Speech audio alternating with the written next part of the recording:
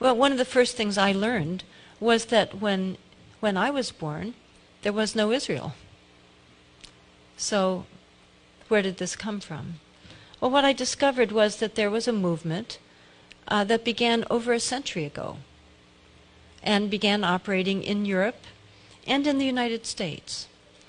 It was and is a political movement that has profoundly and negatively impacted our country. It has tragically impacted the Middle East, and it has dangerously impacted the entire world. And yet most of us, I think, have never heard of it and could certainly not define it. It's political Zionism. This was a movement to create a Jewish state in Palestine. It began in the late 1800s. Well, let us look at Palestine in the late 1800s.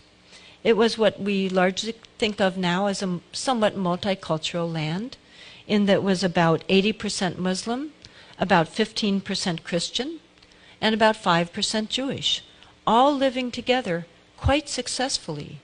There are mosques, synagogues, churches throughout Palestine, throughout the Middle East, and throughout North Africa. These populations had been living without conflict for centuries. But this movement was created largely in Israel, largely in Europe, and then taken up at the same time in the US, to create a Jewish state on land that was already inhabited, in which 95% were not Jewish. Therefore, this would involve, and this was known by the leadership, even though many followers didn't know it, this would mean that 95% of those people were going to be dispossessed. By money, if possible, by force, if necessary. This was written in Zionist journals early on. Now, my book and my talk concentrates on the U.S. aspect of all of this. What surprised me in my research is how early and how active this movement was in the United States.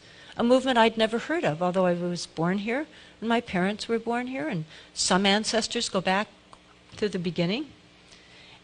It turns out that this was a very significant movement long before my parents were born. And then by 1910, there were already 20,000 Zionists in the U.S. They included lawyers, professors, and businessmen. It was already in 1910 a movement to which congressmen listened. Then in 1912, we had a very significant development. A prominent lawyer named